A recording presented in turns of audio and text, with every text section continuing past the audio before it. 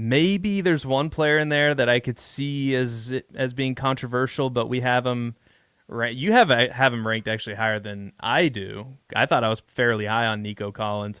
I'm gonna tell you right now, Matt Babich. I'm gonna tell you that Nico Collins is gonna be drafted quite comfortably in the first round of redraft leagues next year A hundred because percent. because we're having all this panic, right, with the running backs and the tight ends, and I don't know, maybe Brock Bowers gets in the first round, something crazy like that happens. I could see that, but I that's one of my bold predictions that I don't think is so bold at all. But if Nico Collins would have stayed healthy this year for the entire year, I mean, he was having an unbelievable season. So I have him at 6, you have him at 4.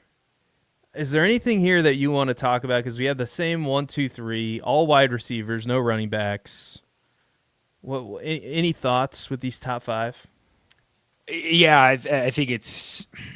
I won't call it crazy because we're talking about, Malik Neighbors is a guy who I have at 6. And then we have, Amon-Ra St. Brown, who's very close, Puka Nakua, some very good receivers in and around this area. So I'm not going to call it crazy to not have Nico Collins as a consensus top 5, top 4 dynasty asset.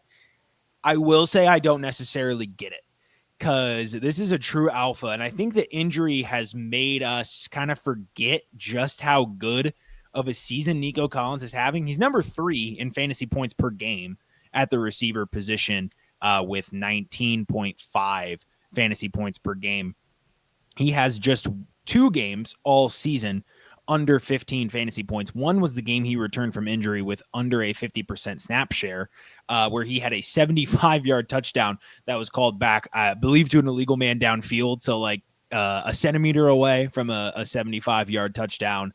And in week 5, 13% of the snaps, 5 routes, 16 fantasy points because he had 2 catches, a touchdown, and 78 receiving yards. That's what Nico Collins does. Like he's uber consistent. Yeah. He has an incredible ceiling, and he's tethered to CJ Stroud. Like I understand we've been dogging on him as a fantasy asset lately, but he's a good quarterback who's going to be thrown 30 to 40 times a game, and Nico Collins is going to be getting 10 to 12 of those targets. So he's in a perfect situation. He's in a great offense. He's an alpha. And you just look at his usage metrics. It's incredible. Or not usage metrics, but his production metrics. He's number 3 in yards per team pass attempt, number 2 in formation adjusted yards per route run. So in terms of a productivity standpoint within his team and an efficiency standpoint, there are very few better than Nico Collins. He is simply in an elite tier that we need to be recognizing. Absolutely. And just to say it out loud, we have Justin Jefferson number 1. I don't think anybody would disagree with that. Jamar Chase number 2. Again, I don't think too many people would disagree with that. CeeDee Right. Lamb is still clinging on to number 3, barely for me. Malik Neighbors I have at 4, you have at 6.